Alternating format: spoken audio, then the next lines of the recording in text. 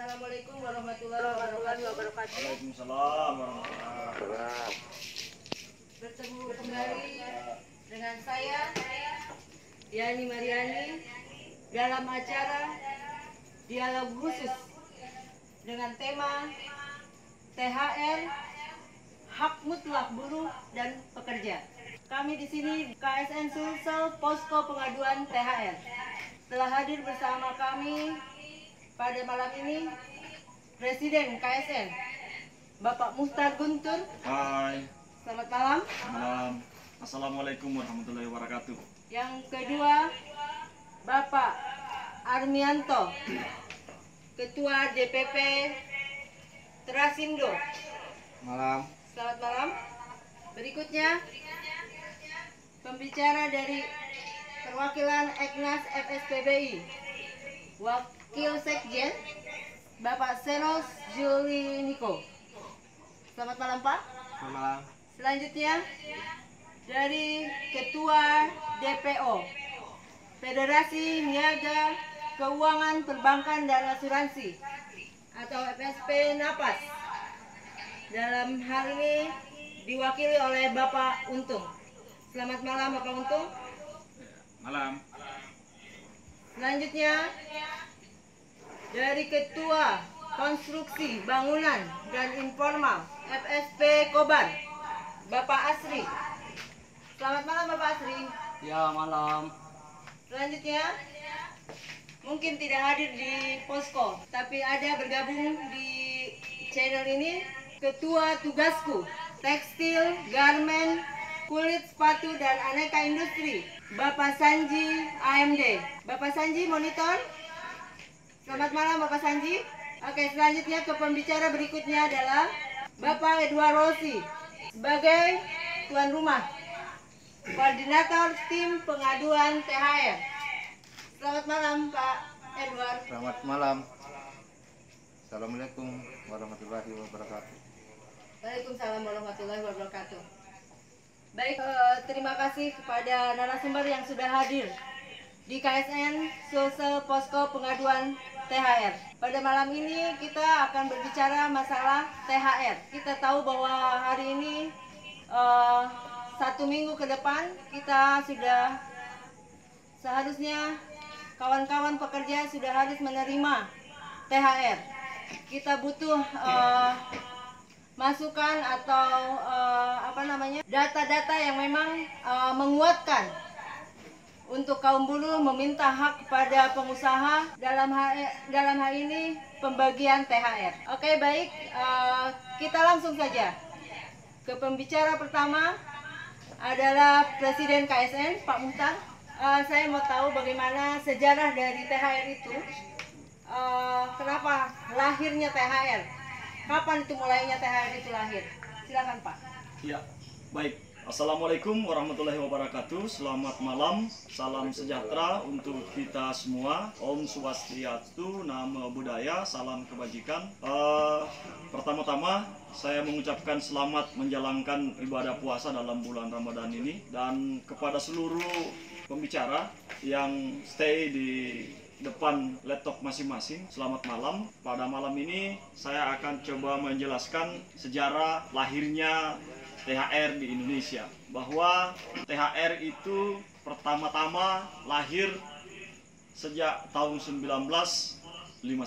Itu dibawa Perdana Menteri ke-6, yaitu Bapak Sukiman Wirjo Sanjoyo. Beliaulah yang pertama kali mengumumkan untuk memberikan tunjangan hari raya pada pegawai negeri sipil, kalau sekarang sebutannya, kalau dulu namanya kepada pamong praja. Kalaupun ketika itu banyak pertentangan bahwa ini salah satu politik bagaimana Pak Sukirman ini mendapatkan dukungan dari sebuah kebijakan. Tapi itulah sejarah lahirnya THR di Indonesia. Sukiman Wirjo Sanjoyo kemudian digelar sebagai Bapak THR di Indonesia, yang masih banyak orang tidak tahu. THR yang pertama diterima oleh pegawai sebesar 125.000 sampai 200.000 zaman itu. Kalau di perkirakan dengan kebutuhan hari ini, kemungkinan itu berkisar di 2 juta sampai 3 juta. Bahwa THR ini untuk diberlakukan kepada pekerja yang beragama Islam jika Hari Raya Idul Fitri. Hari Raya Natal bagi pekerja yang beragama Kristen, Katolik, dan Protestan. Kemudian Hari Raya Nyepi bagi pekerja beragama Hindu, dan Hari Raya Waisak bagi pekerja beragama Buddha, dan Hari Raya Imlek bagi pekerja yang beragama Konghucu. Ketika itu, coba kemudian kalkulasi bagaimana perhitungan sesungguhnya agar bisa proporsional. Kita kemudian mengambil contoh, misalnya ini yang lalu-lalu ya. Jika gaji 5 juta 1 bulan, maka perhitungannya kalau dia sudah lewat dari 1 tahun masa kerja, maka harus mendapatkan 1 bulan upah. Status kerjanya apapun itu, mau dia pekerja borongan, mau dia pekerja bulanan, mau dia pekerja harian, dengan perhitungan. Kalau dia hitungannya bulanan, maka 1 bulan upah plus tunjangan tetap. Kalau dia pekerja borongan, maka dihitung gaji rata-rata 3 bulan terakhir. Misalnya, kalau rata-rata gajinya itu 7 juta, maka harus mendapatkan THR 7 juta. Begitupun juga harian. Kalau hariannya misalnya 100.000 satu hari, maka semestinya harus mendapatkan THR 3 juta dalam. Pemerintah Indonesia tahun-tahun berikutnya mengeluarkan peraturan terkait dengan THR itu sejak tahun 1994. Itu diterbitkan Peraturan Menteri Tenaga Kerja nomor 4 tahun 94 tentang THR keagamaan bagi pekerja di perusahaan. Nah, berikutnya kalau di Permen nomor 4 ini, pekerja yang bekerja 3 bulan ke atas baru bisa mendapatkan THR. Tahun 2003 kemudian disempurnakan dalam perundang-undangan atau peraturan pemerintah, yang kemudian turunannya lahir Peraturan Menteri nomor 6 tahun 2016. Di Peraturan Menteri nomor 6 tahun 2016 ini merubah pasal yang terkait dengan siapa yang sesungguhnya yang berhak mendapatkan THR. Kalau di Permen ini masa kerja 1 bulan itu sudah bisa mendapatkan THR. Kalau sebelumnya aturannya harus 3 bulan bekerja baru dapat THR. Dan itu pun tidak dibeda-bedakan. Apakah dia outsourcing, apakah dia pekerja dianggap kontrak atau apa, harus mendapatkan THR. Karena di situ tidak ada klasifikasi di dalam Peraturan Menteri, bahwa di situ dikatakan pekerja atau buruh. Nah, yang namanya pekerja buruh adalah dia bekerja. Setan apakah dia statusnya dianggap PKWT ataupun PKWTT. Karena status kerja di Indonesia itu hanya ada 2, yaitu PKWT dan PKWTT. Oleh karenanya semua harus mendapatkan THR. Terakhir saya ingin menjelaskan terkait dengan THR itu sesungguhnya hak karyawan atau pemberian dari pengusaha. Saya ingin menjelaskan bahwa THR sesungguhnya itu adalah hak mutlak bagi pekerja. Jadi kalau ada yang katakan bahwa THR itu atau hadiah dari perusahaan itu adalah bohong besar. Mari kita lihat faktanya. Pertama, kalau kita punya gaji 1 bulan 5 juta rupiah, maka gaji atau upah per minggu itu hitungannya 1.250.000. Sebulan ada 4 minggu. Sehingga dalam 1 bulan dibagi 4, 5 juta dibagi 4, maka hasilnya 1.250.000 rupiah. Dalam setahun ada 52 minggu, maka upah 1 tahun sama dengan gaji 52 minggu dikali 1.250.000 rupiah menjadi 65 juta rupiah. Artinya selama 1 tahun atau 12 bulan dikali 5 juta, maka gaji kita sesungguhnya 60 juta rupiah. Nah, kalau dihitung dari total 5 juta kali 52 minggu dalam setahun, maka ada selisih upah yang diberikan kepada kita itu 5 juta rupiah. Artinya THR itu atau gaji ke-13 itu bukanlah pemberian, tapi itu adalah hak. Kekurangan upah yang diberikan kepada kita selama bekerja setahun. Jadi kalau hitungan-hitungan seperti ini, maka bohong besar kalau dikatakan, sekali lagi, kalau dikatakan bahwa itu adalah hadiah dari pengusaha. Itu adalah hasil kerja atau hasil keringat kita sebagai pekerja, sehingga tidak ada alasan bagi pengusaha untuk tidak memberikan THR. Terkait dengan situasi hari ini, di mana pandemi melanda negara kita, sebenarnya tidak ada pengaruh dari pemberian THR. Kenapa? Karena THR itu diberikan kepada pekerja, itu sebelumnya itu sudah ada persiapan untuk memberikan THR. Yang kedua, jika pun beberapa pengusaha yang terimbas karena situasi COVID-19, sebenarnya ini tidak terlalu pengaruh dengan THR. Saya sayangkan banyak pengusaha yang cengeng. Banyak pengusaha menjadikan momentum untuk dijadikan alasan untuk tidak membayarkan THR. Padahal mereka sudah berusaha puluhan tahun di Indonesia, dan sejak puluhan tahun berusaha mereka untung. Mereka mendapatkan keuntungan yang luar biasa. Baru kemudian 1 bulan mereka bermasalah akibat karena virus, akibat karena situasi, lalu langsung mengeluh, lalu menganggap bahwa ini perusahaan sudah tidak bisa bergerak, perusahaan sudah tidak bisa memberikan upah dan THR. Inilah yang menurut saya sangat luar biasa, karena melihat dari situasi yang ada, ini betul-betul sangat merugikan kita pekerja. Dan kepada Menteri Tenaga Kerja yang mengeluarkan surat edaran baru-baru ini yang ditujukan kepada seluruh gubernur di Indonesia agar di daerah masing-masing dipastikan ada pembayaran THR.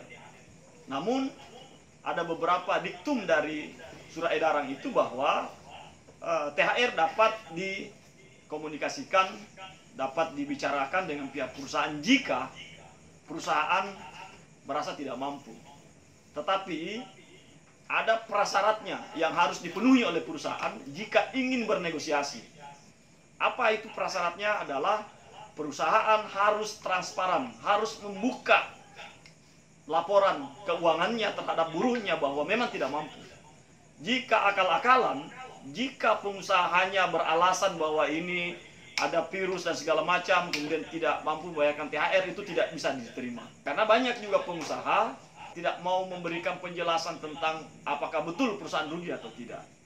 Jadi bagi saya, kita memang bisa memaklumi jika ada perusahaan yang memang betul-betul transparan, bisa membuktikan bahwa memang tidak mampu. Tapi kan kebanyakan perusahaan itu tidak bisa membuktikan itu. Dan dia tidak boleh hanya bulan ini yang disampaikan bahwa mereka rugi, tapi dia harus membuktikan minimal 2 tahun terakhir keuangannya bahwa dia tidak mampu. Baru kemudian bisa dianggap itu bisa kita maklumi. Kalau tidak, maka wajib membayar THR.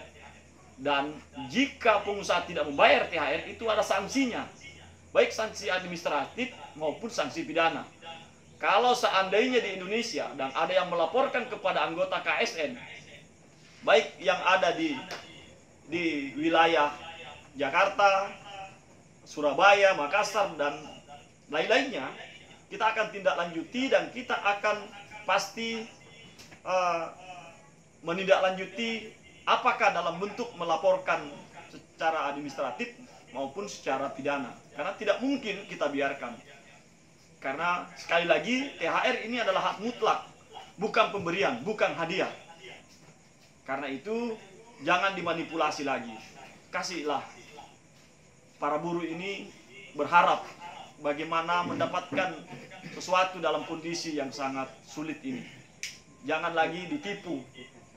Dan kalau ditipu, maka tunggu pembalasan dari kaum buruh Indonesia.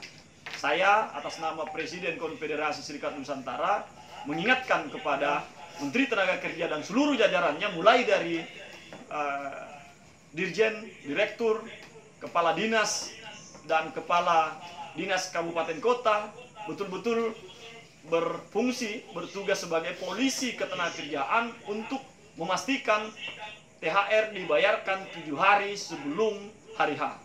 Kalau tidak, maka Anda tidak menjalankan tugas sebagaimana mestinya dan Anda akan sesungguhnya mendapatkan sanksi moral dari rakyat pekerja.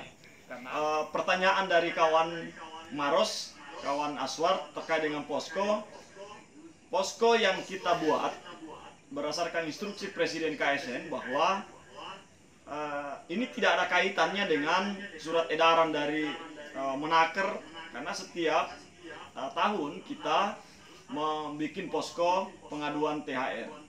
Nah, terkait dengan pengaduan hari ini, karena memang ada kaitannya dengan situasi virus corona yang sedang melanda bangsa ini, maka ini poskonya lebih serius lagi. Karena banyak pengusaha yang ugal-ugalan. Jadi kawan Aswar di Maros untuk membentuk posko, ini posko independen. Posko tidak ada kaitannya dengan Dinas Tenaga Kerja, tidak ada kaitannya dengan siapa-siapa, tapi kita bisa membangun komunikasi, berkoordinasi agar bisa menjalankan fungsinya. Jadi kita akan mengontrol Dinas Tenaga Kerja atau mengawasi Dinas Tenaga Kerja, apakah Dinas Tenaga Kerja di daerah-daerah betul-betul menjalankan fungsinya, yakni melakukan pengawasan terhadap pengusaha yang tidak menjalankan atau tidak memberi THR terhadap pekerjaannya. Jadi silakan saja bentuk posko kawan Aswar, dan tidak mesti harus nunggu surat edaran. Karena surat edaran itu dari inisiatif dari pemerintah. Karena itu surat edaran ini menurut kami ini adalah surat edaran yang kembali membuktikan bahwa pemerintah kembali melemahkan posisi buruh atau posisi pekerja yang sudah sangat sulit menghadapi situasi sekarang. Kemudian dibuatkan lagi sebuah regulasi yang, tetapi sekali lagi ada yang menjadi pegangan kita yang sangat penting dalam edaran ini, bahwa jika pengusaha tidak mau menjalankan atau tidak memberikan THR terhadap buruhnya tanpa melalui mekanisme transparansi terhadap keuangan perusahaan, maka itu menjadi pegangan kita bahwa tidak boleh, harus diberikan THR seluruh pekerjanya. THR itu bukan pemberian, bukan hadiah, sekali lagi. Itu adalah hak mutlak bagi pekerja. Karena itu adalah selisih dari upah selama setahun kawan-kawan bekerja di perusahaan. Yang pertanyaan tadi lagi dari daerah, apakah dari Maros kerja tinggal di Makassar, kemudian yang di Makassar kerja tinggal di Maros, apakah yang bekerja di Makassar tanggung jawabnya Dinas Tenaga Kerja setempat? Jadi begini persoalan, apakah dia bekerja di daerah orang lalu kemudian ada masalahnya di situ? Sebenarnya ketika dia ada di Makassar, maka pengawasan dari Dinas Tenaga Kerja setempat yang bertanggung jawab terkait dengan ketenagakerjaan. Tetapi kalau dia terkait dengan bantuan sosial di daerahnya masing-masing, itu terkait dengan di daerah masing-masing. Nah, kalau terkait dengan THR, tentunya ya tanggung jawab Dinas Tenaga Kerja setempat, yaitu misalnya bekerja di Makassar, ya tanggung jawabnya Dinas Tenaga Kerja di Kota Makassar. Dan ketika itu berkaitan dengan antar wilayah, antar daerah, maka disitulah fungsi atau tugas dari Dinas Tenaga Kerja Provinsi. Nah, Dinas Tenaga Kerja Provinsi kan mempunyai tugas utama dalam hal melakukan pengawasan. Dan terkait dengan THR, Dinas Tenaga Kerja Provinsi menjadi motor penggerak pengawasan, karena di daerah masing-masing itu tidak punya pegawai pengawas untuk menindak pihak perusahaan yang melanggar dari peraturan tersebut. Nah, kaitan dengan sikap kita atas pelaksanaan THR 2020, pertama kita akan segera mulai dari hari ini dan seluruh wilayah anggota KSN kita sudah instruksikan untuk membuka posko pengaduan, dan di posko pengaduan disitulah kita akan lihat apakah banyak pengusaha yang tidak mau bayar THR atau mau menunda pembayaran THR atau seperti apa. Kita akan lihat nanti seperti apa. Yang kedua, kita juga akan mengawasi atau mengontrol Dinas Tenaga Kerja apakah betul-betul Dinas Tenaga Kerja ini menjalankan fungsinya untuk mengawasi perusahaan-perusahaan yang tidak memberikan THR terhadap buruhnya.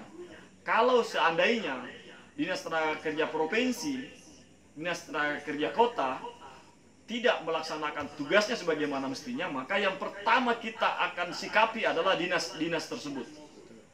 Kita akan protes Dinas Tenaga Kerja jika tidak menjalankan fungsinya sebagaimana mestinya.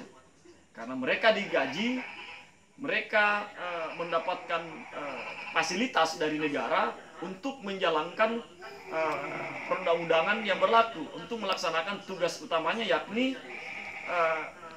memastikan undang-undang ketenagakerjaan itu berlaku di negara kita. Karena kalau tidak, sekali lagi Dinas Tenaga Kerja sama saja memakan uang haram karena tidak menjalankan tugasnya sebagaimana mestinya. Yang terakhir dari dialog ini adalah kepada seluruh kawan-kawan anggota KSN, termasuk pengurus provinsi di wilayah masing-masing, itu untuk segera membuka posko dan dibuka secara umum. Baik anggota maupun bukan anggota, silahkan saja untuk mengadu dan kemudian ditindaklanjuti. Kalau toh ujungnya harus ada perusahaan yang kita proses karena memang melanggar peraturan perundang-undangan, maka mau tidak mau, suka tidak suka kita akan lakukan itu. Dan posko yang ada di daerah jika mengalami kendala, jika mengalami masalah-masalah atas kebijakan dari pihak pemerintah maupun pihak-pihak lain, maka harus segera dikoordinasikan kepada Pimnas KSN untuk kita tindak lanjuti. Jangan sampai ada posko yang dibuat oleh kawan-kawan lalu tidak direspon atau tidak didukung oleh pihak-pihak pemerintah atau pihak siapa saja. Kita akan sikapi. Mungkin itu saja closing statement dari saya sebagai pimpinan Konfederasi Serikat Nusantara. Dan terakhir kepada seluruh kawan-kawan, selamat malam. Kawan Perli, kawan Sekjen, kawan Sanji, kawan Armianto, kawan Aswar, kawan Untung, kawan penanggung jawab posko di Sulawesi Selatan, kawan Edward Rossi, dan khusus untuk kawan moderator yang sudah lelah kelihatannya, dan host room juga kelihatan di situ ada anak kecil. Selamat malam anak kecil. Mudah-mudahan ingin bersatu dan bersama dengan kawan-kawan.